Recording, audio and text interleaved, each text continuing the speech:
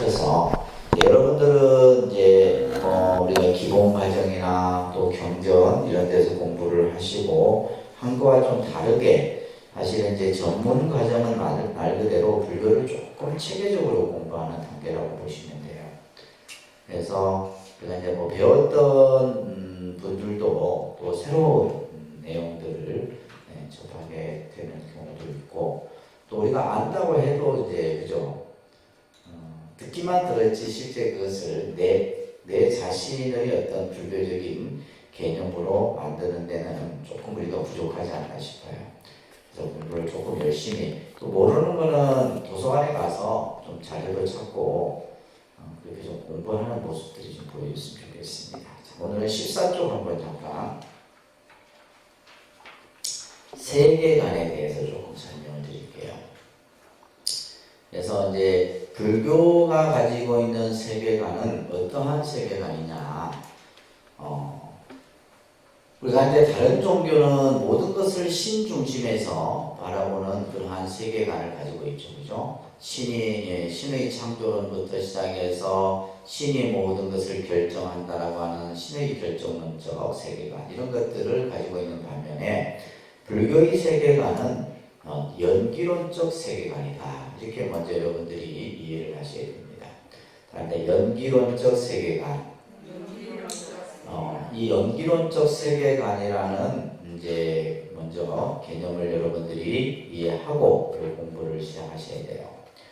우리가 살고 있는 지금 우리의 이 시대는 그죠? 과학도 발달되고 의학도 발달되고 문명도 발달되고 모든 것이 정말 시시각각 변해가는 그런 어떤 시대 속에서 우리가 살고 있지만은 아직도 우리는 특히 자연재앙이라든지 이번과 같은 코로나 이런 바이러스에 의해서 인간이 이렇게 무기력하게 죽어가고 병들어가고 또 고통받고, 또 이것이 이제 어떤 하나의 바이러스로 인해서 생긴 문제지만 이것이 또 뭐와 연결돼요? 경제 문제하고도 또 연결되고, 그 경제 문제는 결국 우리가 흔히 말하는 근로자의 어떤 근로 문제, 또 심지어는 인권 문제. 그래서 이런 이제 하나의 어떤 그 원인이 그 나타난 모습이 계속해서 연결되어져서 파생되는 거예요. 이런 것들을 우리가 연기론적 관점에서 바라보는 겁니다. 지금도 이제 세계 각지에서 수많은 그런 어떤 재앙들이 일어나고 있죠, 그죠? 결국 이것은 우리 인간이 가지고 있는 잘못된 가치관, 또 잘못된 세계관에 의해서 만들어진다라고 얘기들을 합니다. 실제 이제 우리가 어떤 동물에 의해서 이 바이러스가 전파되었다. 또 여러 가지 이제 전파 경로들은 앞으로 과학에 의해서 과학자들이 그것을 규명하겠지만, 또 오늘 또 보니까 이게 이제 변형이 된다. 그죠? 바이러스 자체가 변형이 돼갖고 지금까지는 뭐였어요? 우리가 열나고 콧물 나고 제가 요즘 알러지 때문에 어디 가서 기침도 제대로 못해요. 이게 알러지가 항상 매년마다 생기는 건데, 그러니까 괜히 이제 하고 나면 눈치보고 이러는데 오늘 뉴스를 보니까 발가락에 변형이 생긴대요. 이 코로나19에 감염된 환자들이 나타나는 특징들이 발가락에 이렇게 붉은 점이 나타나고 이렇게 이제 어떤 변형이 일어나는, 그러니까 이런 것들이 이제 계속해서 생긴다는 거죠, 그죠? 결국 이것은 누가 만든 거예요? 결국 우리가 만든 거예요, 사실은. 인간이 만든 거지. 예를 들면 바이러스가 인간을 무슨 지배하기 위해서 만들어진 게 아니잖아요. 결국 인간 우리 스스로가 만들었다라고 보는 것이 일반적인 인류학자나 과학자들이나, 결국 이제 우리가 인간이 그냥 다른 생명을 함부로 대하잖아요. 인간이 이제 어떤 생존 본능에 의해서 모든, 인간이 안 먹는 게 없잖아요, 그죠? 어떻게 쉽게 보면 인간 빼놓고는 다 먹는다. 인간 빼놓고는 다 먹는다. 결국 그것으로 인해서 우리 몸 안에서 또 다른 여러 가지의 어떤 그 체제 변화가 나타나게 되고, 아무튼 이런 것들이 이제 결국 인간이 가지고 있는 어떻게 보면 잘못된 가치관, 이런 것들로 인해서 만들어진다. 그래서 지금 우리 시대에 가장 중요한 것은 뭐요? 올바른 세계관을 확립하는 것이 중요하다라는 말씀을 먼저 드리면서 세계라는 말은 뭐냐? 세계. 우리가 이제 이 세계라는 말을 우리가 이제 일반적으로 많이 쓰잖아요, 그죠? 우리가 사는 뭐 지구, 우주, 뭐 이런 이제 보통 이 세계라는 말은 이 세계라고 하는 한자는 이 계자는 뭐냐면 경계, 영역 이런 뜻을 가지고 있어요. 그래서 이것은 어떻게 보면 내가 머무는 공간적인 의미에서 그것을 통틀어서 우리는 세계라 그래요. 그래서 예를 들면 결국 이 세계라고 하는 것은 결국 우리가 뭐예요? 환경, 그죠? 환경이라는 의미와 똑같은 거고 또 이것은 환경적인 의미뿐만이 아니라 우리의 어떠한 세계관을 가지고 있느냐라고 하는 것은 어떻게 보면 인식, 우리들의 어떤 생각, 단순히 이것은 환경은 공간적인 개념이고 인식은 뭐요? 여러분들의 생각이에요. 참 생각이 중요하잖아요, 그죠? 그 사람이 어떤 생각을 가지고 있느냐, 어떤 생각을 가지고 있냐는 것은 그 사람의 사고 속에는 어떠한 세계, 어떠한 그 생각 속에 차지하고 있는 여러 가지의 생각들이 나타나는 거예요. 그래서 우리가 이제 사전적 의미에서 나타나는 세계관의 의미는 우리가 세계라고 하는 것은 결국 우리들이 살아가는 삶이 우리 하나의 세계다 이 말이에요. 그래서 세계와 인간의 관계는 삶의 방향과 가치에 대한 올바른 안목의 근간이 되는 것이 바로 세계관이다. 그래서 이것을 이제 우리가 일반적으로 뭐 가치관이다 이렇게 표현하기도 하죠, 그죠? 그래서 세계관이라고 하는 것은 우리들이 살아가는데 어떻게 살아가야 할 것이냐 이 말이에요. 어떻게 살 것이냐, 또 어떠한 방향으로 내 인생을 만들어갈 것이냐, 또한 우리가 이제 세상을 살면서 어떠한 안목을 가지고 살아갈 것이냐.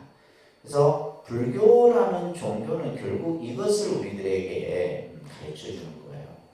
가르쳐주는 겁니다. 그러니까 여러분들이 처음 절에 와서는 그냥 뭐 자식 때문에 기도하기 위해서 절에 오고 뭐 자기의 여러 가지의 문제들을 해결하기 위해서 절에 왔지만 사실 불교라는 종교가 우리들에게 제시하는 것은 이것을 우리에게 얘기를 하고 있다는 거예요. 그 밑에도 나와 있듯이 목적이 분명해야 되는 거예요.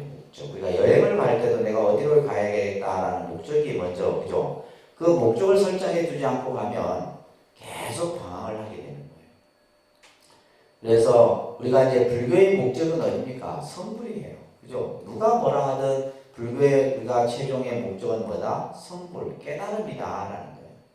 깨달음을 향해서 우리는 보살행을 닦고 보살의 수행을 완성해가는 그 길을 가는 겁니다.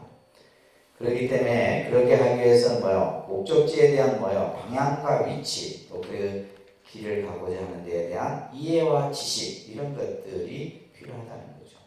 그래서 불교 공부가 필요한 거예요. 내가 세상을 좀 더 어떻게 부처님의 가르침처럼 살 것인가? 그러면 부처님의 가르침에 대해서 알아야 될 거 아니에요, 그죠? 부처님께서 어떤 말씀을 하셨고 어떨 때는 어떻게 마음을 가지라는 어떤 그런 가르침들 이런 것들을 통해서 우리들이 이제 불교 공부를 좀 잘 해나가셔야 됩니다. 그래서 잘못된 세계관을 우리는 이제 불교에서는 전도망상이라 합니다. 그러니까 전도망상. 혹은 밑에 보면 전도몽상이라고도 표현해요. 전도망상. 전도라는 말은 뒤바뀌어져 있다. 거꾸로 돼요. 세상을 바로 봐야 되는데 세상을 거꾸로 봐요. 예를 들면 항상 세상을 부정적으로 바라보는 거. 세상은 부정적이지 않는데 자꾸 부정적으로 봐요. 또 마치 그냥 뜬구름 잡는 것처럼. 이건 꿈속의 생각. 몽상은 뭐냐면 망상은 쓸데없는 생각이고 몽상은 꿈속에서의 생각. 꿈속에서의 생각은 실제 있는 게 아니잖아요. 꿈을 깨고 나면 없다 이 말이에요. 근데 그것을 마치 우리는 이제 그런 생각들을 가진 사람들이 많아요. 이것은 결국 뭐냐면 잘못된 세계관으로 인해서 그 대표적인 것이 뭐냐면 자기 피해 의식을 가진 사람들이에요.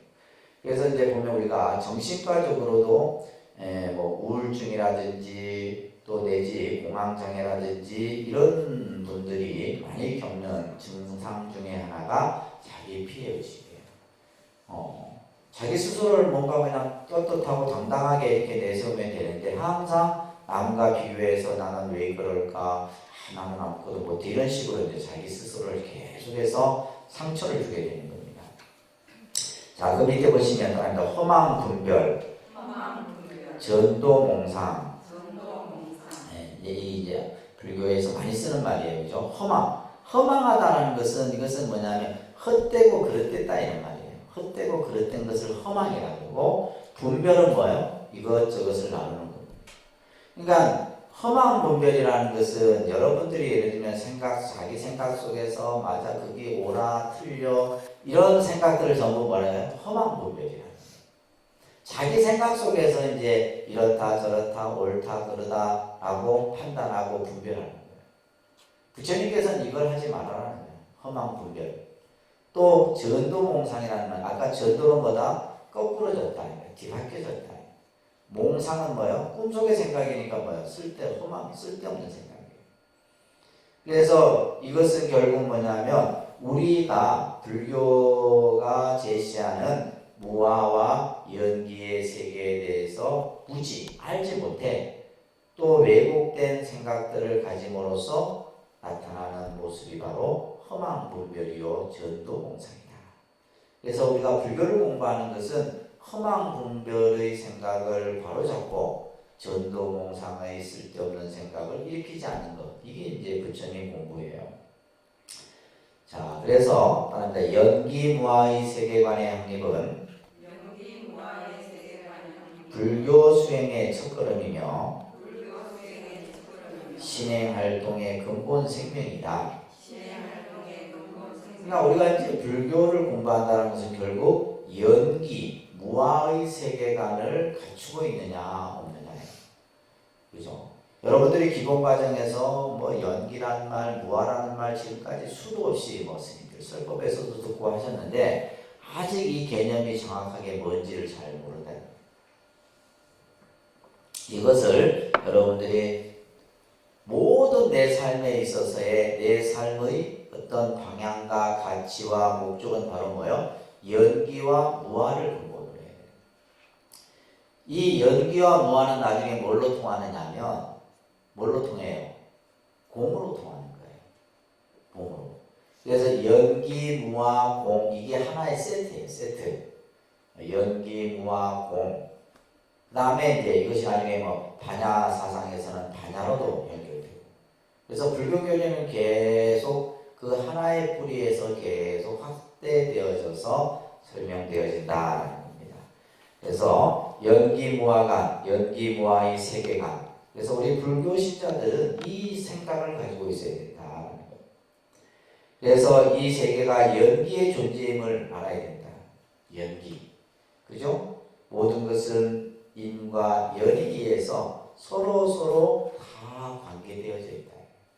여러분들도 그런 경우들 많이 그냥 이렇게 살아가는 가운데 몇 사람만 거치고 나면 다 내가 아는 사람들이에요. 그죠?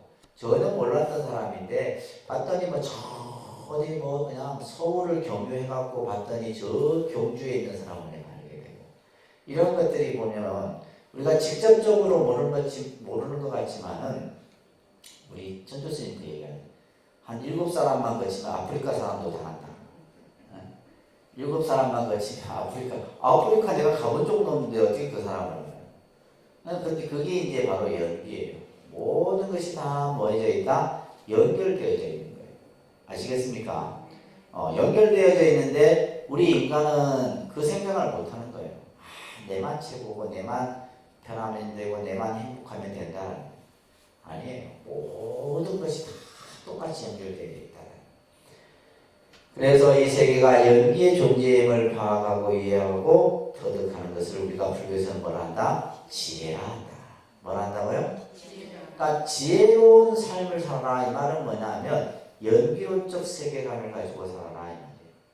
그러니까 이 말은 뭐냐면 남이 힘들면 나도 힘든 거예요. 이게 연기론적 세계관이고 지혜다 이런 얘기예요.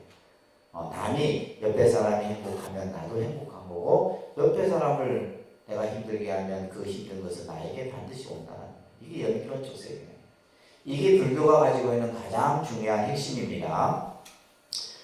또한 연기무아의 사상을 우리가 체득해서 살아가는 것을 동체대비행위라 한다. 무슨 행위요? 동체대비. 동체대비도 우리가 이제 불교용에서 많이 쓰는 말이에요. 꼭 기억하세요. 동체. 동체라는 말은 한 몸이다 이런 말이에요. 한 몸이에요. 그래서 예를 들면 유마경에도 중생이 아프니 내가 아프다라는 말을 유마가서 하셨죠. 그죠? 중생의 병이 나으면 나의 병도 나을 것이다. 근데 이제 우리가 간혹 보면 다른 사람의 고통이 나의 행복으로 생각하는 어리석은 사람들이 있는 그 사람은 뭐냐면 지혜도 없고 무지하고 어리석은 그런 사람들을 보고 우리가 어리석다. 그래서 우리가 이제 어리석은 것을 뭐에 비해요? 짐승을 어리석음에 비하거든. 짐승은 생존 욕구밖에 없다 이 말이에요. 뭔가 사유하고 성찰하고 하는 것이 인간은 왜 그나마 좀 낫냐면 사유하고 성찰할 수 있는 그러한 어떤 세계관을 가지고 있기 때문입니다. 동체라는 말은 한 몸이다. 대비라는 것은 뭐냐면 말 그대로 뭐요? 아프면 같이 아픈 거예요. 내가 행복하면 같이 행복한 거고 이것이 바로 동체대비다. 그래서 보살이 가지고 있는 가장 큰 보살행의 그 정신 속에는 뭐가 담겨 있어야 돼요? 동체대비행이 담겨 있어야 된다. 자, 이런 개념들을 보시면서 불교의 세계관은 한마디로 뭐다? 관계의 존재다.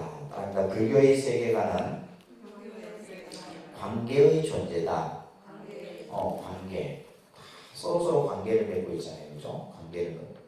그러니까 예를 들면 인간은 태어나면 뭐요? 제일 먼저 관계를 맺는 것이 바로 부모의 관계다. 그리고 성장을 해서 학교를 가면 스승과의 관계를 맺고 또 학교에서 만나는 친구들과의 관계 또 여러분들처럼 결혼을 하면 부부의 관계 또 부모 자식의 관계가 또 만들어지고 그죠? 절에 왔더니 절에 와서 뭐요? 또 도반의 관계가 만들어지고 또 스님과 불자의 관계 이 세상은 전부 관계예요. 모든 것이 다 관계의 모습 속에서 만들어진다는 겁니다. 그래서 불교의 세계는 관계의 존재인데 이 말은 무슨 말이냐? 서로 의지하고 돕는 관계 속에서 이루어지는 것이 바로 이 세계다. 그러니까 예를 들면 지구는 우리가 하나라고 그러잖아요. 그래서 옛날 그 어른 스님 한 분은 늘 법문할 때마다 세계 일화 이런 말을 썼어요. 세계는 하나의 꽃이다. 세계 일화. 세계는 하나예요. 그러니까 예를 들면 뭐 우리가 괜찮다 해서 우리만의 뭐 문제가 안 생기는 게 아니잖아요. 그죠? 지금 여러분들 이번에 코로나19 보시면서 이 세계가 정말 하나인 것처럼 느껴지지 않아요. 그죠? 저 멀리 있는 아프리카든 중동이든 유럽이든 간에 똑같은 거예요. 왜냐하면 우리가 경제도 뭐냐면 경제 세계화라고 그래요. 세계 경제. 하나로 다 연결되어 있어요. 예를 들면 중국이 다 봉쇄해버리니까 뭐야? 우리나라 제품 제조가 안 되는 거예요. 지금 그런 시대예요. 그렇다고 이제 예를 들면 우리가 그러면 우리만 그걸 준비해갖고 우리만 아니죠. 만들어놔도 수출할 데가 없으면 어떻게 돼요? 안 되는 거예요. 그러니까 우리가 경제뿐만이 아니라 이 세상의 모든 것이 전부 관계 속에서 이루어지는 세계다. 그러니까 이러한 개념이 불교가 가지고 있다는 것이 어마어마한 겁니다. 그래서 불교라는 종교가 앞으로 21세기에 어떠한 대학, 어떠한 문제도 불교의 가지고 있는 세계관을 보고 그것을 다 풀어갈 수 있다는 겁니다. 그래서 불교의 기본 세계관의 법칙은 바로 뭐다? 연기법이다. 얘기를 하는 거예요. 무슨 법이요? 계속해서 반복을 합니다. 연기법은 뭐의 법칙이다? 존재의 법칙이다. 뭐의 법칙이요? 존재의 법칙이다. 이것은 존재의 법칙, 존재의 법칙이라는 이 세상은 어떻게 존재하느냐 라고 했을 때 연기에 의해서 존재한다 이런 말이에요. 존재의 법칙이란. 뭐 다른 종교처럼 신이 뭐 창조하고 만들고 이게 아니에요. 모든 것은 연기에 의해서 만들어지고 없어진다라는 거예요. 이것을 이제 부처님께서는 깊은 사유 끝에 이것을 깨달으신 거예요. 그래서 우리가 연기를 모르면 불교를 모르는 겁니다. 여러분들, 연기를 모르면 불교를 모르고 법을 모르는 거예요. 그래서 부처님께서 이 연기법을 깨달았을 때 이것을 우리가 흔히 밑에 보면 존재의 실상, 진실의 법칙, 이런 표현들을 쓰는 거예요. 존재의 실상. 이 세상에 존재하는 실상은 참 모습이에요. 우리가 지금 살아가는 이 모습이 바로 뭐냐? 연기다, 이런 얘기예요. 아시겠어요? 자, 여러분들이 지금 내가 살고 있는 내가 존재하는 지금의 이 모습은 전부 연기다. 연기인 줄 알면 모든 문제는 다 해결된다, 이 말이에요. 그리고 그것은 진실의 법칙이다. 그래서 연기법의 세계관은 이 세상 어느 것 한 가지도 관계를 맺지 않는 것이 없고, 시간과 공간이 그쵸? 공간 속에 우리는 살아가고, 인간은 자연과 인간의 관계 속에서 살아가고, 정신과 물질, 중생과 부처. 예를 들면 중생만 있고 부처가 없다면 관계가 성립이 안 되는 거예요. 부처가 있는 가운데 중생이 있고 중생 속에 부처가 있는 거예요. 그럼 법문 많이 들어보셨잖아요, 여러분들. 중생이 없는 부처는 필요 없는 겁니다. 중생이 있기 때문에 부처가 있는 거고, 부처가 있기 때문에 중생이 있는 거예요. 이것은 다른 것이 아니다, 이 말이에요. 신과 인간의 관계, 나와 너와 관계, 과거와 현재, 미래 등 모든 것이 여기서 이제 우리가 이 화엄에서 말하는 중중무진 연기다. 그러니까 중중무진. 중중무진이라는 것은 거듭 이것이 중첩되어 있는 거예요. 쉽게 얘기하면 얽히고 설키고 되어 있다, 이런 얘기예요. 얽히고 설킨 인연 속에, 그러니까 여러분들 봐요. 여러분들 한 사람이지만 여러분들 한 사람의 모습이 아니에요. 얼마나 많은 그 중첩된 인연들이 여러분들하고 얽혀 있어요. 그렇잖아요, 그죠? 근데 어떤 사람은 나는 막 얽히는 거 싫어서 조용히 살란다. 그래 해도 안 되는 거예요. 본인이 이 세상에 태어난 순간 뭐요? 수많은 그 중중무진의 관계 속에서 우리는 살아가는 거예요. 그랬을 때 이제 우리가 불교 공부를 하면서 여러분들이 느끼는 것이 뭐가 있어야 되냐? 관계를 잘 가져야 되겠구나. 관계. 그래서 관계를 잘 갖지 못하면 인생은 실패한 겁니다. 그렇잖아요, 그죠? 관계를 잘 못 가지면, 예를 들면 절에 와서 도반의 관계를 잘 못 가지면 그분은 절을 못 다녀요. 다닐 수가 없어요. 예를 들면 스님하고도 관계가 안 좋으면 절에 다니겠어요? 못 다닙니다. 그거는 뭐냐면 누가 잘하고 못하고의 문제가 아니라 관계, 그 관계라고 하는 것은 아주 그렇잖아요. 부부관계도 마찬가지죠, 그죠? 요즘 뭐 드라마 부부의 색인가 뭐색인가 하는데, 그러니까 그게 뭐냐면 관계다, 이거예요. 관계. 그게 전부 다 부처님 법에서 나온 이야기들이에요. 그 관계를 못하니까 뭐예요? 관계를 못하니까 문제가 생기는 거예요. 근데 그 관계가 뭐예요? 전부 연결되어 있더라. 전부 하나로 다 연결되어 있는. 그래서 중중무진의 총체적 관계 속에서 우리는 끊임없이 생성하고 변화하는 모습. 이것이 바로 뭐예요? 우리가 사는 우주다. 지구는 여러분들 우리 지구 있잖아요. 지구에서도 대한민국은 보이지도 않아요. 한 점에 불과해요. 그 속에서 또 김해는 더 작겠지, 그지? 그러면서 우리는 그 안에서 그냥 아웅다웅 싸우고 있는 거 보면 한심하지 않아요? 뭐 네가 잘났니 내가 못났니 이러면서 막 이런 거 보면 진짜 그러니까 이 불교의 세계관을 딱 보면 우리가 이제 세상을 좀 더 크게 볼 수가 있다, 이 말이에요. 그렇지 못하면 그냥 우물 안의 개구리입니다. 그래서 우주라고 하는 것은 이 우주보다도 이제 더 큰 우주가 우리가 보통 불교에서는 소우주, 그 다음에 중, 대 해서, 그죠? 그것을 우리는 보통 삼천대천세계다 이렇게 표현합니다.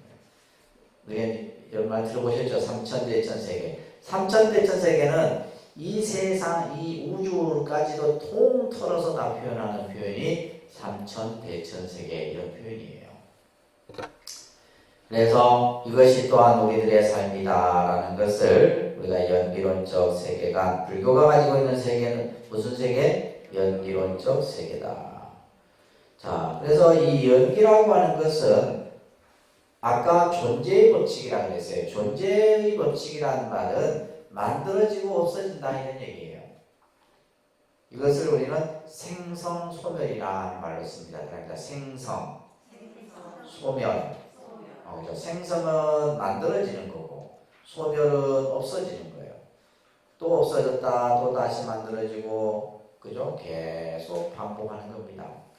그래서 이 세상은 어떠한 법칙에 의해서 이루어지고 소멸되어 가는데 그 생멸의 법칙이 바로 뭐다? 연기의 법칙이고 인연의 법칙이다. 이 연기법은 누가 만든 것이 아니에요. 어떤 신이 만든 것도 아니고 부처님이 만든 것도 아니다. 이것은 열애가 세상에 나오나 나오지 않거나 항상 원래부터 존재했던 것이다. 그래서 이것을 존재의 법칙이라 얘기를 하는 거예요. 그런데 이 연기법을 부처님은 깨달았어요. 이것을 깨달았다. 그래서 깨달음의 내용이 우리가 불교라는 종교가 부처님이 무엇을 깨달았냐 했을 때 그냥 여러분들의 입장에서는 연기를 깨달았다. 이렇게 하면 맞는 답입니다. 아시겠죠? 무엇을 깨달았느냐? 연기를 깨달았다. 그러면 이제 또 질문하는 사람이 연기가 뭐냐? 이게 물을 거 아니에요. 그죠? 그러면 또 설명을 해야 되는 거예요. 그런 식으로 계속해서 그래서 이 법을 깨달아서 부처님이 되시고 이것을 중생을 위해서 분별연설한다. 사람이다. 만약 연기를 보면 법을 보고 법을 보면 연기를 본다. 아주 유명한 경구입니다. 연기가 곧 법이요 법이 곧 연기다. 그래서 우리 부처님 공부하는 여러분들은 항상 모든 것을 연기와 인연 속에서 모든 것을 볼 수 있어야 돼요. 그것을 보는 것이 바로 뭐다? 연기론적 세계관이다. 자, 연기라는 말을 조금 다시 한번 여러분들 정리를 해두세요. 연자는 이게 이제 반연할 연자입니다. 한자로는 연자는 무슨 연? 반연한다. 그러니까 불교에서 그러니까 불교적 용어들이 좀 몇 개 있어요. 표현들이 있는데 그 중에 이제 우리가 이제 보통 연할 때 이걸 뭐 그냥 인연 연자 이렇게 쓰는데 이것을 그냥 반연한다. 반연할 연자 이렇게 이제 쓰기도 해요. 반연할 연자로. 그 다음에 이 기자는 뭐예요? 일어날 기자죠, 그죠? 기자는 일어난다.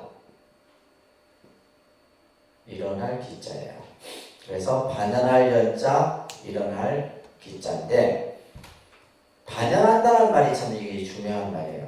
무엇과 인연이 되어져서 만들어진다 이런 말이에요. 혼자 만들어지는 것이 아니라 어떠한 조건이 붙어져서 만들어진다 이런 말이에요. 이 세상은 그냥 생겨지는 게 아니죠, 그죠? 이 세상은 그냥 만들어지는 건 없어요. 반드시 뭐요? 어떠한 조건이 붙는 거예요. 그 조건이 바로 뭐예요?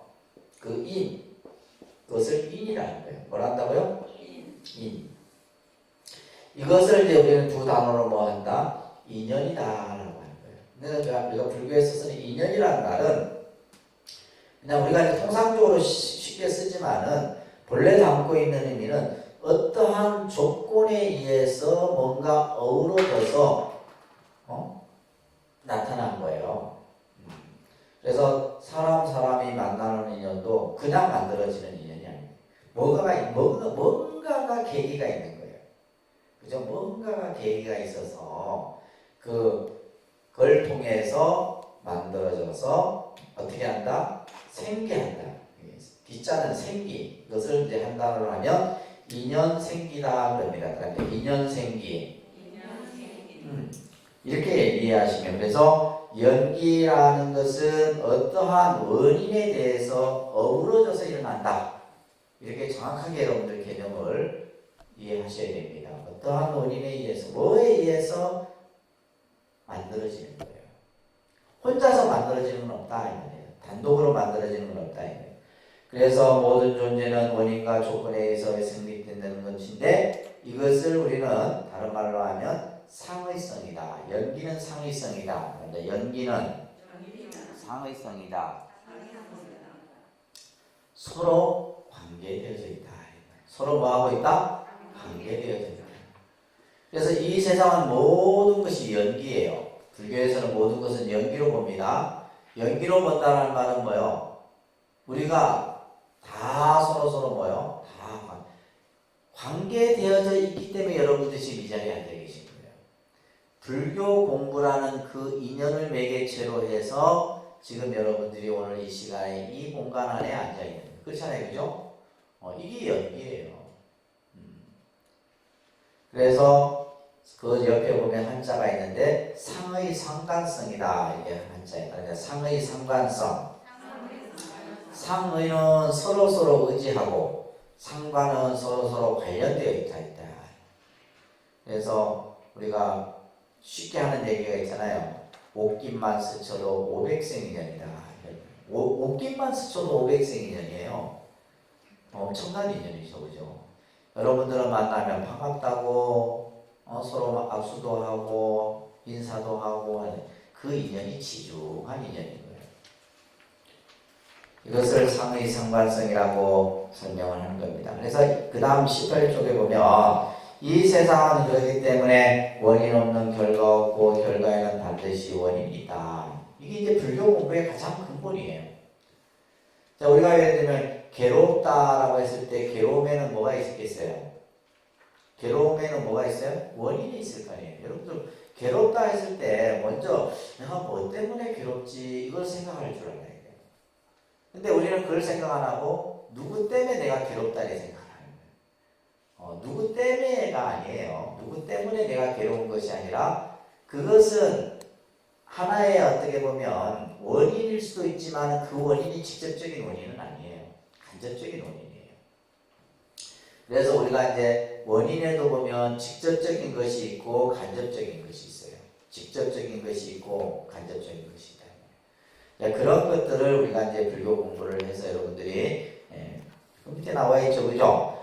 우리가 씨앗은 직접적인 거예요. 씨앗이 있어야지 무슨 작물이 자랄 거 아니에요. 그러면 씨앗만 있다고 되는 거죠. 간접적인 게 뭐가 있어야 돼요? 물도 있어야 되고 구름도 있어야 되고 햇빛도 있어야 되는 거예요. 이게 직접적인 인과 또 간접적인 연, 이것을 뭐라 한다? 우리는 인연이라고 얘기를 하는 거예요. 근데 이러한 우리가 세상을 살아가는데, 그래서 이것을 우리는 이제 불교에서는 인연화합으로 살아간다 이런 표현을 쓰는 거예요. 뭘로 살아간다고요? 인연화합에 의해서 살아가는데, 그렇기 때문에 이제 우리가 양에 인을 심으려고 하면 뭘 해야 돼요? 좋은 인을 심어야 돼요. 여러분들이 절에 와서 기도하고 수행하고功德을 짓는 것이 바로 뭐예요? 좋은 인을 심는 거예요. 좋은 인을 심고 그 좋은 인을 심으면 결과 또한 뭐예요? 좋은 결과가 나타난다. 이것을 선인선과라고 합니다. 그러니까 선인선과. 반대로 뭐야? 상식적인 거죠. 나쁜 일을 심으면 결국 뭐야? 나쁜 가보를 받는 거예요. 내가 말 한마디, 행동 하나, 마음 하나 잘못 쓰면 그거에 따라서 그 결과는 그대로 나타납니다. 이걸 여러분들이 잘 알아야 돼요. 그래서 다시는 우리가 이제 인가에 대한 이 부분을 우리 불자들이 그냥 정확하게 이것을 이해하고 있지 못하다 보니까 사실은 이제 절에 와서 여러분들이 좋은 인을 심고 좋은 결과를 얻기 위해서 오지만은 또 한편으로는 그죠. 나쁜 인을 심는 그 결과를 만들기도 하는 거예요. 그래서 부처님께서는 이렇게 이해를 했습니다. 이것이 있으므로 저것이 있고 이것이 일어나므로 저것이 일어난다. 그러니까 뭐가 있음으로 인해서 또 다른 것이 만들어진다. 이것이 없다면 저것도 없고 이것이 멸하면 저것도 멸한다는 것을 이제 부처님께서는 보리수 아래에서 사유 끝에 이것을 깨달은 거예요. 그렇죠? 이것을 연기 공식이라고 합니다. 이거 아마 여러분들 기본과정 때 다 공부를 하셨기 때문에 잘 이해를 하리라 생각합니다. 그래서 모든 만유는 따라합니다. 모든 만유는 공간적으로나 시간적으로나 하나도 독립됨이 없이 서로 인이 되고 연이 되어 인연 생기한다는 것이다. 그래서 이 세상은 전부 연기의 원리예요. 그렇게 세상을 바라보라 말이에요. 아시겠죠? 내가 살아가는 이 세계는 전부 연기다. 그렇기 때문에 우리가 되도록이면 뭐예요? 좋은 인연을 자꾸 짓도록 하고 나쁜 인을 짓으면 그 결과는 결국 나쁜 결과를 갖게 되는 겁니다.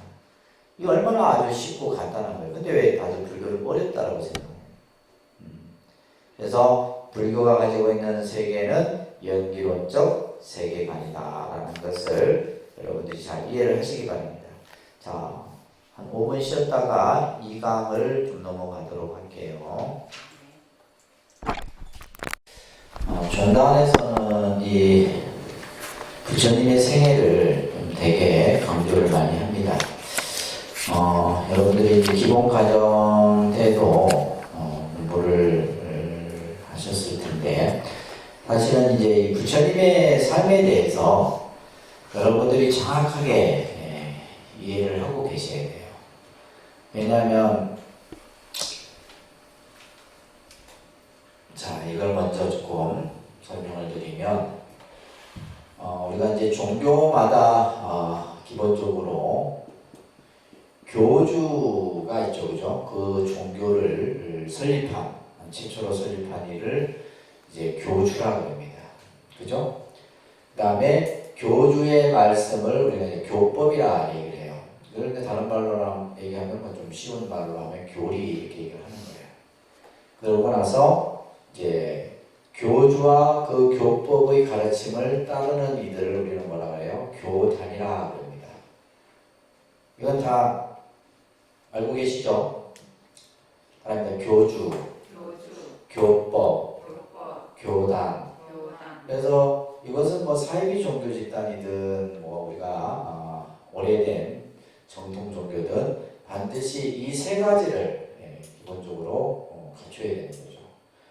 우리가 이제 보통 불교에서의 교주는 누구냐? 서가모니 부처님입니다. 그죠? 서가모니 부처님이 불교에서의 교주예요.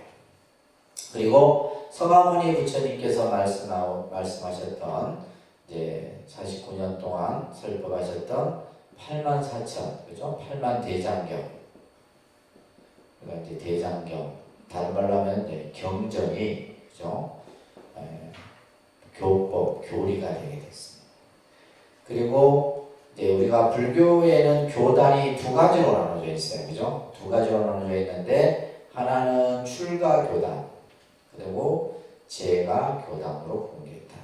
이렇게 정확하게 개념을 여러분들이 이제 알고 계셔야 됩니다. 그래서 출가는 말 그대로 이제 비구, 비구니를 이제 출가 교단의 구성원으로 보고, 그죠? 이제 여러분들 이제 제가는 이제 가정을 꾸리면서 부처님 법을 배우는 이들을 제가 교단에 해당되는데 우바세 우바이다 이렇게 얘기를 합니다. 이제 이 사실 우바세 우바이를 우리가 좀 잘 안 써요. 이 용어를 그냥 뭐 선남, 선녀, 청신사, 청신녀 이렇게 많이 쓰는데 원래는 이제 그래서 사람이다 비구, 비구니, 우바세 우바이. 그러니까 이것을 이제 출가 제가를 합해서 우리는 뭐라 그래요? 사부대중이라 뭐라 한다고요? 사부대중. 그래서 이런 식의 이제 우리가 불교는 구성이 되어 있다. 그래서 이제 제일 중요한 것이 바로 이 서가모니 부처님이에요.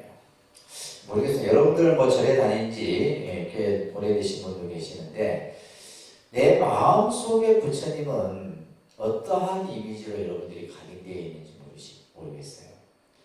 그냥 절에 다니다 보니까 그냥 습관처럼 절에 나가서 그냥 법당에서 예배하고 기도하고 이래 하는데 과연 내가 그죠? 우리가 흔히 말하는 이 서가모니 부처님에 대해서 우리가 얼마만큼 객관적으로 이해하고 있느냐. 그러니까 이분에 대해서 제대로 여러분들이 알지 못하면은 불교는 수박 겉핥기씩밖에 안 되는 거예요. 그러니까 예를 들면 지금 이제 우리 여기에 2층 설법전에 바로 모셔놓은 부처님의 상이 바로 서가모니 부처님이에요. 그죠? 서가모니 부처님.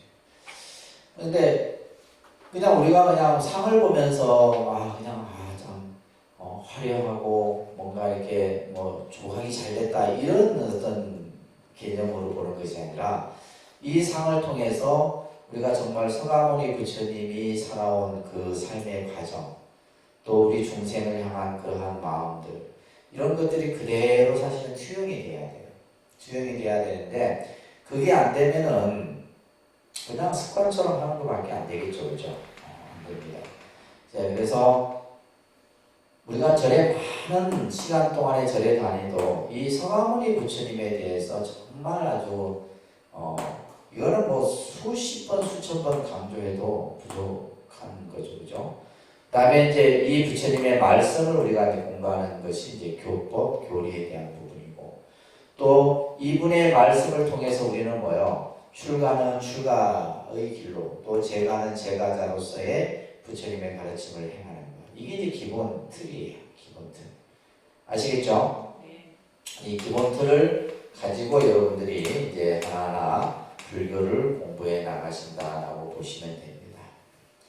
그러면 어느 정도 해야지 내가 서가모니 부처님에 대해서 그죠? 이해하고 그분의 삶을 조금이나마 이제 여러분들 어때요? 여러분들 부모에 대해서 설명할 수 있어요? 우리 아버지는 고향이 어디고 또 어떤 집안에서 태어나서 어떻게 성장하셨고 또 어떤 직업을 가지고 우리들을 설명할 수 있으세요? 네. 그러면서 우리가 부처님에 대해서 설명할 수 있냐는 거예요. 부처님에 대해서. 그러니까 우리 아버지에 대해서 여러분들이 생각하는 부모에 대해서는 우리 부모가 참 그렇기 때문에 부모에 대한 어떤 그죠? 예경심도 생기고 어떤 존경하는 마음도 생기고 또 어떻게 보면 여러분들은 그 부모의 삶을 그대로 또 발박하는 거죠. 근데 우리가 서가모니 부처님에 대해서 이것을 통해 갖고 그분이 걸어왔던 길, 그러니까 이 서가모니 부처님은 가상의 인물도 아니고 그죠? 신화적 인물도 아니고 역사적 인물이다. 역사적 인물인데 그분을 좀 더 우리가 이제 뭐 내일이 부처님 오신 날이지만 그분의 삶을 여러분들이 좀 더 객관적으로 봐야 될 필요가 있다는 겁니다. 사실은 이것만 잘 알아도 여러분들이 불교는 반은 이해한다고 보시면 돼요.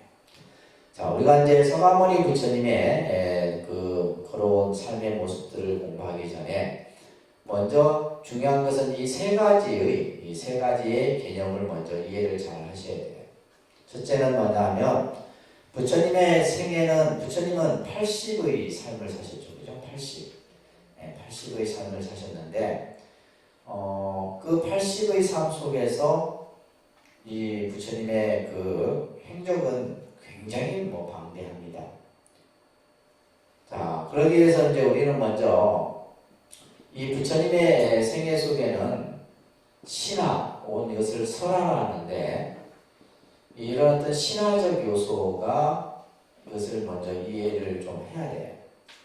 이 신화적, 설화적 요소는 뭐냐면 부처님이 탄생하셨던 그 시대, 인도라고 하는 그 문화, 관습 이런 것들을 이해를 해야지만 또 우리가 이해할 수 있는 요소다 이런 얘기예요. 이제 이 개념을 모르면은 그냥 말도 안 되는 소리.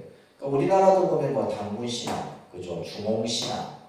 그러니까 그런 신화를 보고 그건 말도 안 되는 소리야. 허무맹랑해.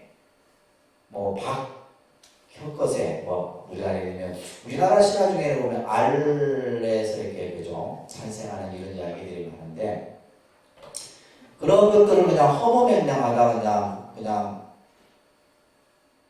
잘못됐다라고 얘기하는 사람 없잖아요, 그죠? 그러니까 그렇듯이 이제 각 나라마다 그러한 어떤 신화와 설화적인 요소들이 다 있습니다. 인도도 마찬가지예요. 그래서 이런 요소들을 여러분들이 부처님의 생애 속에 나타나기도 해요. 두 번째는 역사 사실적 요소예요. 역사 사실적 요소. 그러니까 우리가 예를 들면 서가모니 부처님이 역사적 인물이라고 하는 것은 결국 이거죠, 그죠? 역사 사실적 요소. 지금 이제 우리 김해 같은 경우도 그렇다고 그래요. 뭐 김수로왕 화무에 대한 이런 유적도 있고 문헌도 있고 하는데 이게 정말로 역사학자들이 과연 이것을 반신반의하는 것이 일반적이에요. 그래서 이게 잘 안 되는 거예요. 뭔가 그냥 그걸 뭔가 예를 들면 우리가 말하는 삼국시대 하면 뭐 예를 들면 뭐 김유신이다, 뭐 예를 들면 또 고려의 왕건이다, 뭐 이런 역사, 고려 역사나 삼국시대 역사나 또 혹은 뭐냐면 조선시대 역사나 이거와 달리 지금 우리 이제 가야의 그러한 역사는 뭔가가 분명히 이런 것도 있고 이런 것도 다 있는데 이게 잘 안 되는 거예요. 그래서 우리가 역사 사실적 요소라는 것을 통해서 부처님이 역사적 인물이라는 것을 우리는 알 수가 있고 그 흔적들을 우리가 볼 수가 있는 거죠. 대표적인 것이 이제 나중에 나오겠지만은 이 역사 사실적 요소의 가장 큰 차지하는 것이 뭐냐면 아쇼카 왕의 석주예요, 석주. 이 아쇼카 왕의 석주는 탄생지부터 그 다음에 부처님이 성도했던 곳, 그 다음에 예를 들면 우리가 기원정사다, 중림정사다 이런 정사들의 유적지 이런 것들은 전부 유적으로 남아있잖아요. 유적으로 남아있고 그 흔적마다 이 아쇼카 왕이 뭘 세웠어요? 석주를 세워서 이곳이 부처님의 탄생지다, 또 열반지다 라는 것을 역사적으로 얘기를 하고 있는 거죠. 그 다음에 또 하나는 뭐냐면 이거는 종교적 요소예요. 종교, 신앙적 요소입니다. 이 개념을 먼저 여러분들이 잘 이해를 하셔야 돼요. 종교, 신앙적 요소라고 하는 것은 어떤 거냐면 종교, 신앙이 가지고 있는 가장 큰 것이 바로 뭐예요? 신비주의예요. 뭐라고요? 신비주의. 네, 신비주의. 신비주의. 혹은 예를 들면 그러니까 우리가 가지고 있는 생각으로는 도저히 이해할 수 없는 불가사의한 이런 어떤 이야기들이 그려지는 거예요. 그래서 우리가 보통 이제 전기 예를 들면 보면 이순신 전기 뭐 우리나라도 어렸을 때 전기 이런 걸 많이 보셨잖아요, 그죠? 그게 보면 이제 이런 요소들이 간혹 등장을 해요. 예를 들면 성경 같은 경우도 마찬가지예요. 예수님의 행적을 쭉 하는데도 예수님의 기적, 이적 이런 이야기들이 많이 보여요. 또 불교도 마찬가지입니다. 불교도 예를 들면 부처님이 이교도들에 의해 갖고 방에 갇혀서 그 방에 불을 질러요. 근데 나중에는 이제 부처님이 죽었다 생각하고 이제 문을 열어보니까 부처님이 다 선정에 들어서 그 불 속에서 마치 연꽃숲과 똑같은 모습으로 앉아 계신 거예요. 그런 것들은 바로 뭐예요? 종교 신앙적 요소예요. 그럼 그걸 어떻게 말로 예를 들면 논리적으로 설명이 가능하나요? 못해요, 그죠? 그러면 종교 신앙적 요소는 뭐예요? 그렇다라고 믿어야 되는 거예요. 그렇다라고 믿어야 돼요. 그러니까 예를 들면 우리가 부처님 탄생 경전에 보게 되면 9마리 용이 아기 부처를 목욕시켰다. 이런 것들은 무슨 아기 부처, 용이 어떻게 목욕을 시켜? 근데 그걸 가지고 우리가 허무맹랑하다 이렇게 생각하면 돼야 안 돼요? 안 되는 거예요. 부처님 같은 분이니까 그렇게 그 9마리 용이 나와서 부처님의 아기 부처를 목욕을 시키고 또 예를 들면 태어나자마자 동서남북 7걸음을 걸으셨다. 이것도 말도 안 되는 소리예요. 근데 그것을 그냥 말이 안 된다, 이거는 정말 허무맹랑한 소리다, 이렇게 얘기를 해야 해요. 안 합니다. 우리 이제 종교를 가진 사람은 그걸 보고 더 거룩하게 생각합니다. 이런 것들이 이제 여러분들이 이런 요소들이 부처님의 삶 속에서 그려지기 때문에 이런 것들을 잘 이해를 해야지만 좀 더 여러분들이 객관적으로 부처님의 모습을 그릴 수가 있습니다.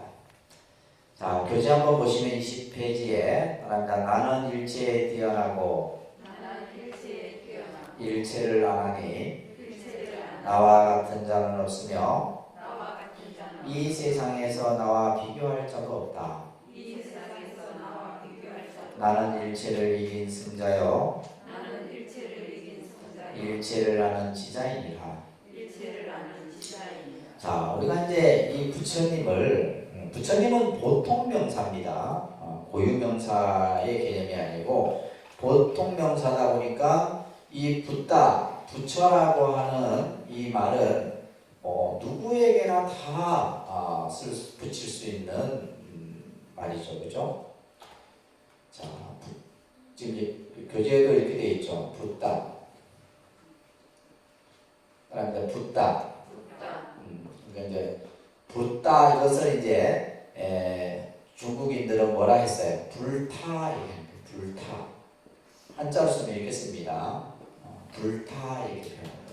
그러니까 붓다라는 말을 그대로 이제 그래서 이것을 이제 이 불타의 뜻은 이제 깨달은 분이다 해서 각자다 이렇게 이제 한다 그랬어요, 그죠? 깨달은 분, 깨달은 자다, 진리를 깨달으신 분이다 이렇게 이제 얘기를 우리가 하죠. 자, 우리가 이제 부처님 하면 부처님은 정말 우리가 어떤 말로서 그분을 표현할 수는 없어요.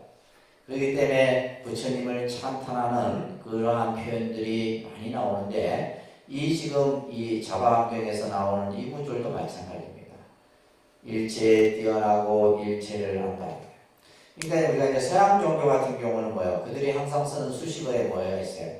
전지전능하다. 전지전능하다는 표현을 항상 쓰는데 우리는 사실 부처님이 붓다라는 그 말 속에 이미 전지전능하다만의 표현이 되어 있어요. 담겨있다 이 말이에요. 근데 우리는 그걸 잘 안 쓰죠.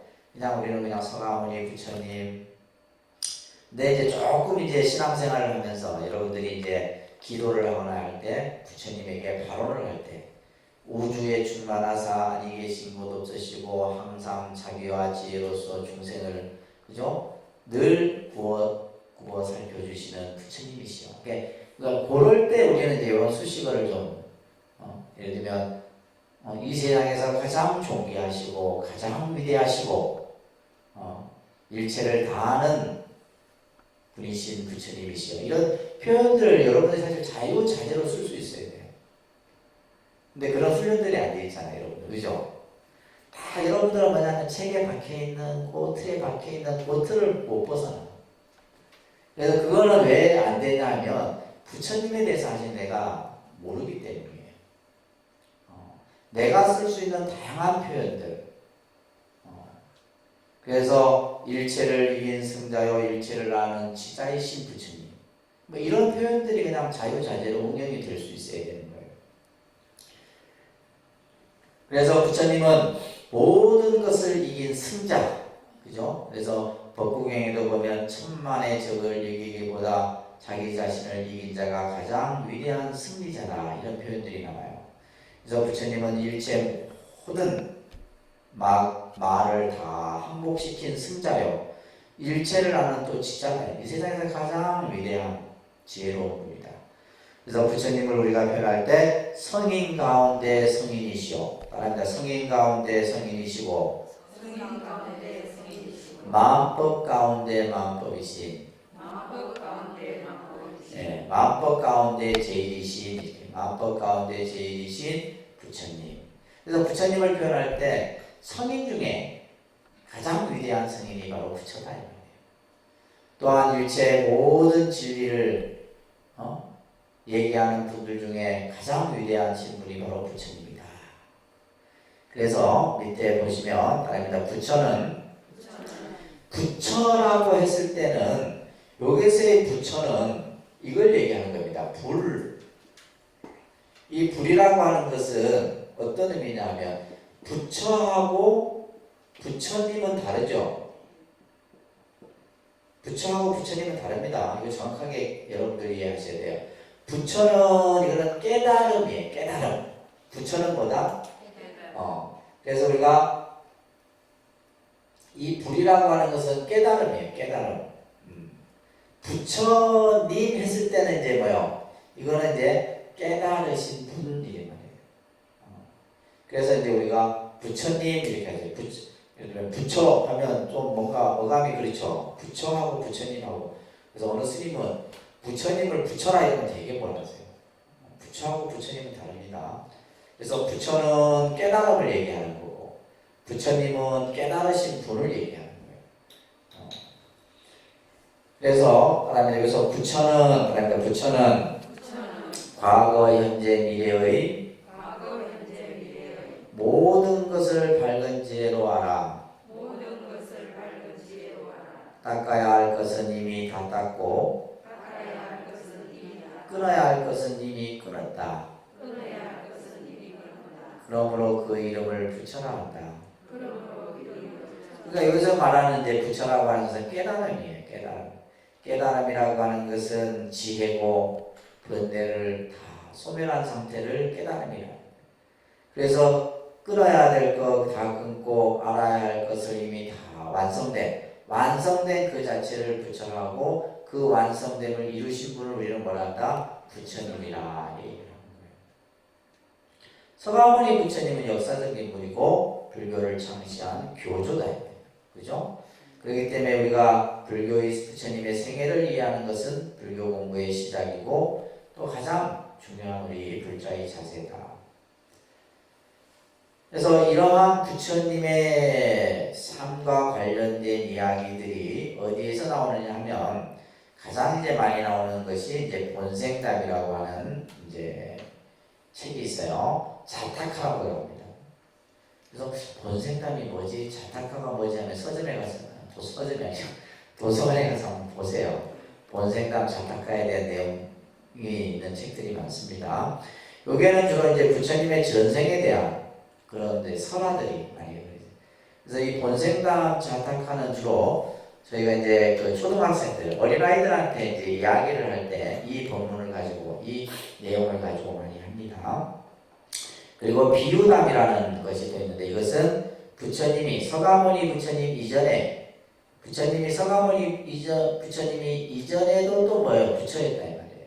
보살이었고 그러한 이야기들이 그려지는 것이 이제 본생 비유담에서 설해지게 됩니다.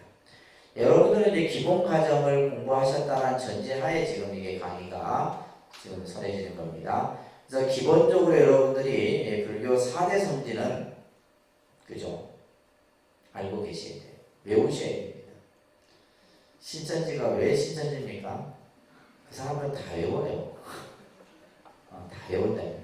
근데 우리 불자들은 뭐 나는 나이가 들어서 뭐 기억력이 안 돼서 그거 없습니다. 그 사람들은 다 외우고 다 줄줄 그냥 암기하고 다 하잖아요.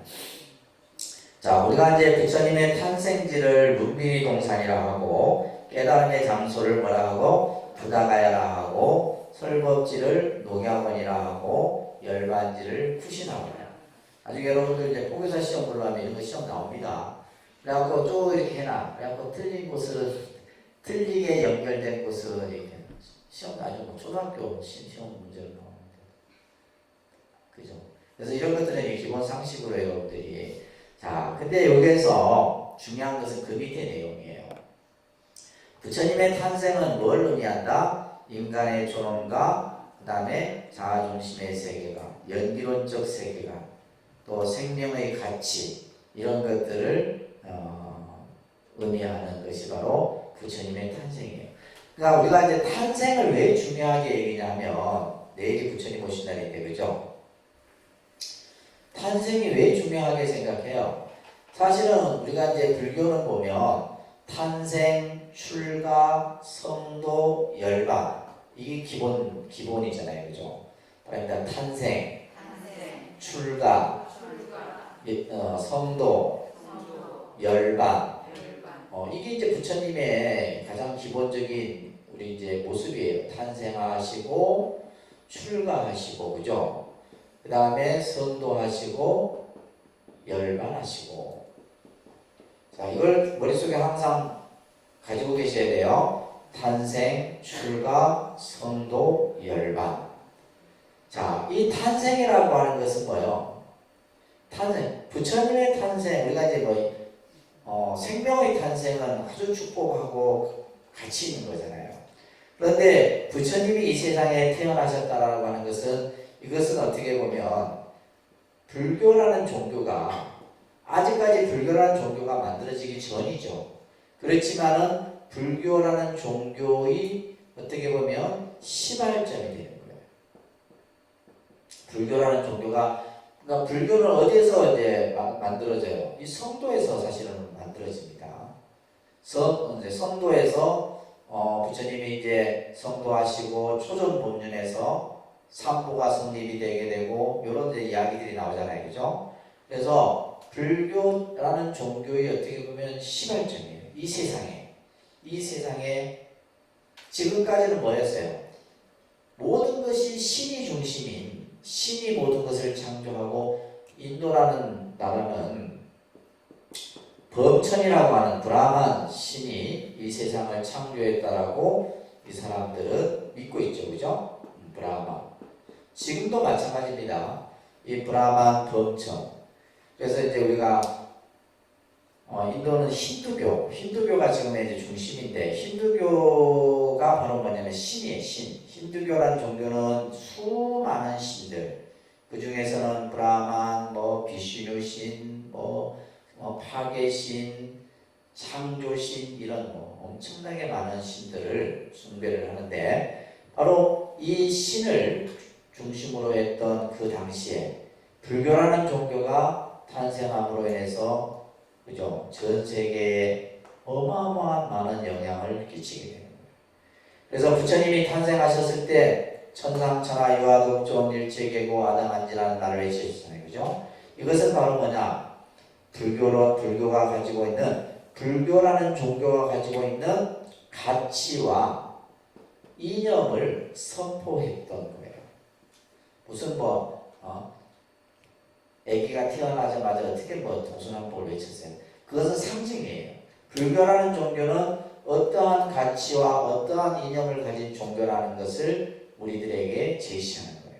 그렇기 때문에 우리가 이제 이 부처님 오신 날이 우리들에게는 거룩한 일이고 축복하는 일이고 아주 너무나 말하면 봉축할 수 있는 그런 일인 거예요.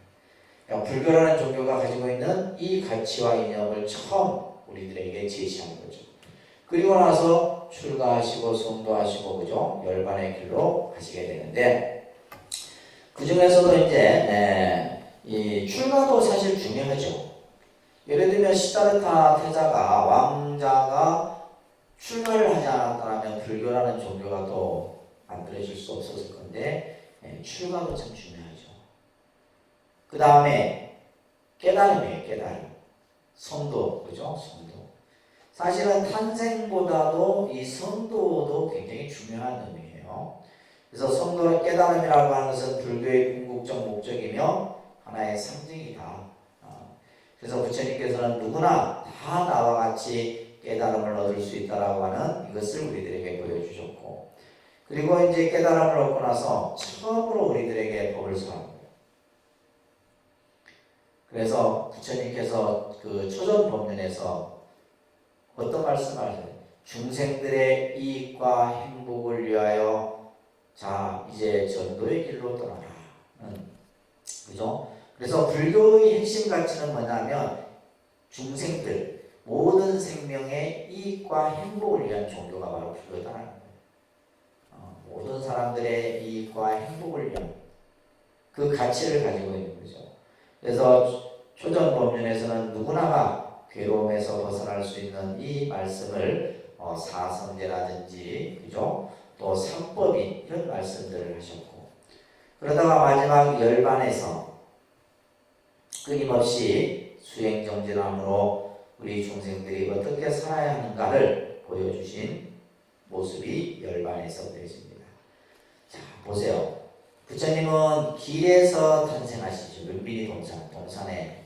그 다음에 길에서 출가를 하시고 길 위에서 선도를 하셔요.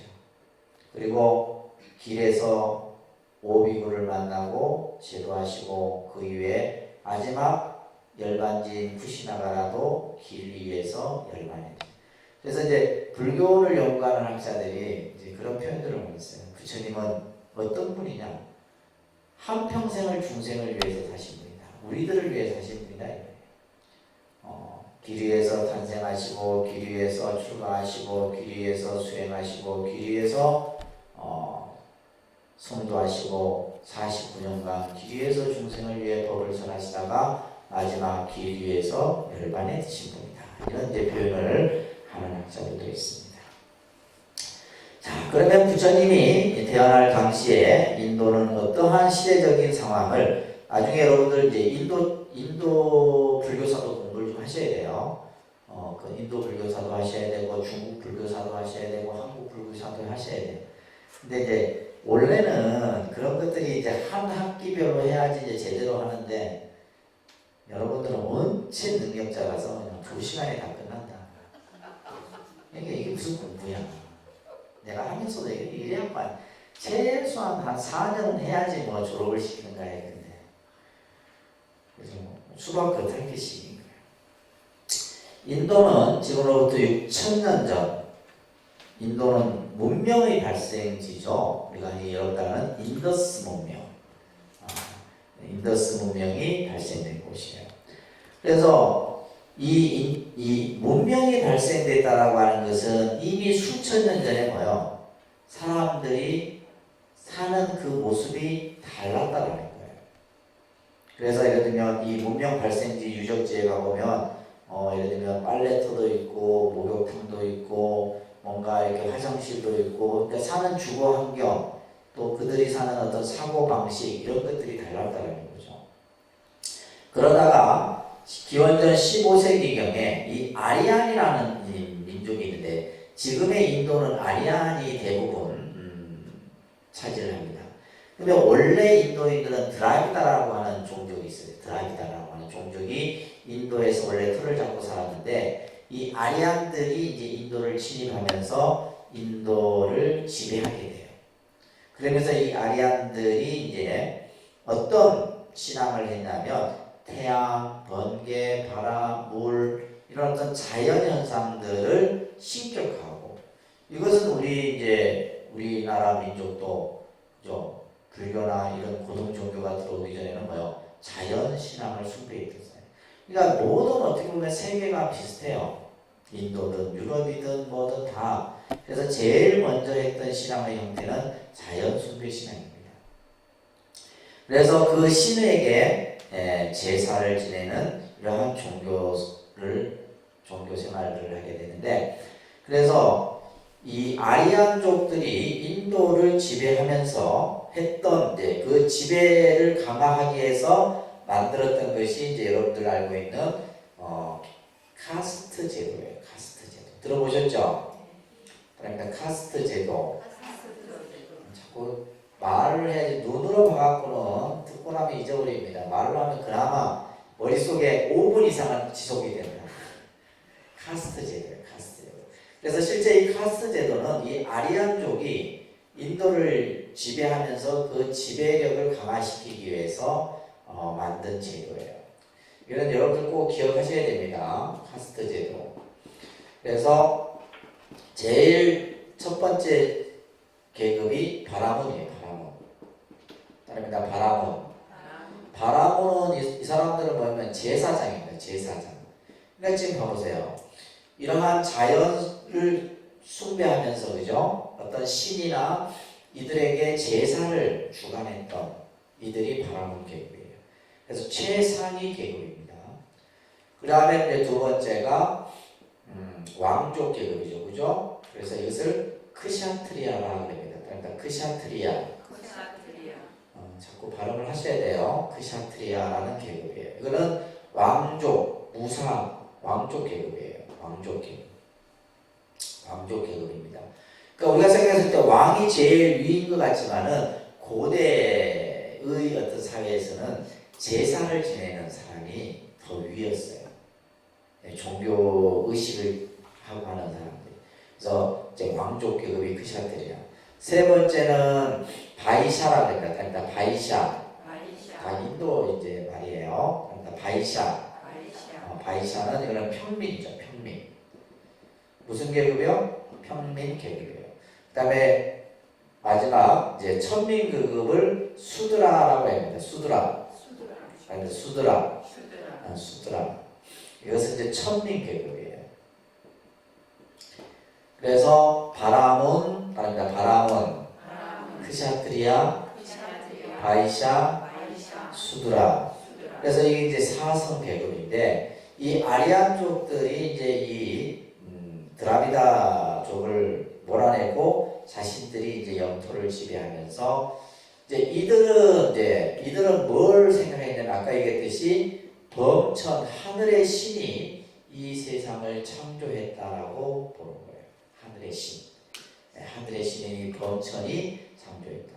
그래서 이제 이 범천을 바탕으로 해서 바라문은 범천의 머리에서 탄생을 하고 왕족은 범천의 옆구리에서 탄생을 하고 바이샤 평민은 범천의 무릎에서 탄생을 하고 수드라 천민은 범천의 발바닥에서 탄생에 뭐가 있어요? 그러니까 쉽게 말해서 그 당시에 신화적인 요소가 있었다. 그러니까 이제 부처님도 룸비니 동산에서 마야 부인의 오른쪽 옆구리로 탄생했다. 오른쪽 옆구리가 뭘 의미하는 거예요? 그 얘기 듣고 그냥 무슨 사람이 어떻게 오른쪽 옆구리가 되나 이렇게 생각하면 안 돼요. 이거는 뭐예요? 부처님이 왕족 출신이었다는 것을 신화적으로, 선화적으로 표현하는 거예요. 이렇게 복합적으로 여러분들이 다 이해를 하고 계셔야 되는 겁니다. 아셨죠? 그래서 이 아리안족들이 이러한 이제 신에게 제사를 지내고 그래서 이들의 성전을 우리는 베다 성전이라고 해요. 베다. 그래서 이제 우리가 인도 사상이나 철학을 공부하게 되면 사베다 해서 리그베다, 아주르베다, 무슨 베다 해서 이제 공부를 하게 돼요. 그래서 이 베다 성전에는 주로 신을 찬양하는 그러한 이제 문헌들이 나오고 이러한 종교를 우리는 뭐냐면 바라문교라. 그 당시 바라문교. 그래서 밑에 얘기했죠. 사성계급의 계급 사회를 통해서 여러 다양한 종교, 철학, 사상을 꽃피웠던 시대. 그래서 이 시대를 우리는 이제 우파니샤드 시대라고도 얘기해요. 우파니샤드 시대. 그래서 이 바라문을 중심으로 해서 이것은 뭐냐면 부처님이 탄생하기 이전에 인도 사회의 모습을 잠깐 설명을 드리는 겁니다. 그러다가 부처님께서 기원전 6세기 BC 646년으로 이렇게 기록돼요. 그러니까 부처님의 탄생의 연도도 학자들, 결국 이제 역사학자들에서 이런 탄생 연도라든지 이런 것들이 전해지는데, 그래서 이제 기원전 6세기면 BC 646년 정도에 이제 탄생을 하게 되고, 실제 부처님이 탄생했던 지역은 여러분들 가보신 분도 계시겠지만 네팔이에요. 네팔. 실제 인도는 아니고요. 나중에 이제 부처님이 이제 주로 활동했던 곳이 인도고 탄생지는 네팔입니다. 네팔이고 부처님의 이제 그 종족, 당시는 이제 인도는 많은 여러 종족들이 있었는데 그 가운데 이제 샤카족이라는 종족이 있었어요. 샤카족이라는 종족이었는데, 자, 우리가 이제 내일 부처님 오신 날이라서 마침 이제 진도하고도 비슷하게 설명이 되어지는데, 자, 우리가 이제 인류 역사상 우리 중생을 구제하기 위해서 오신 부처님이 바로 서가모니 부처님이에요. 그렇죠? 서가모니.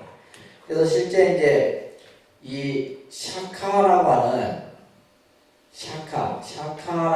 말은 종족을 나타내는 말이에요. 아까 이렇게 뭐라 그랬어요? 석가족. 다시 말해서 태양의 후예라는 뜻이에요. 그리고 샤카, MUNI에서 문이 이렇게 이제 문이, 이거는 이제 성자라는 뜻이에요. 성자. 샤카무니. 원래 인도 말로 표현하면 샤카무니예요. 샤카무니.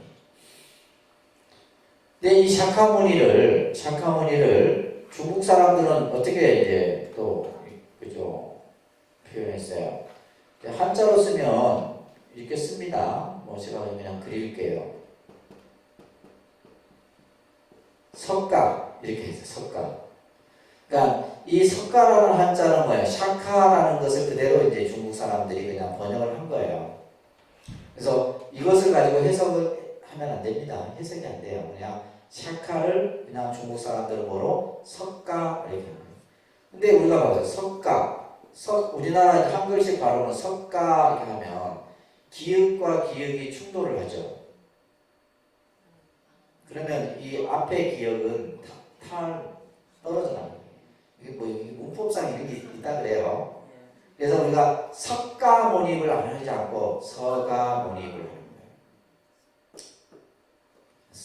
경상도 분들은 석가모니를 해요.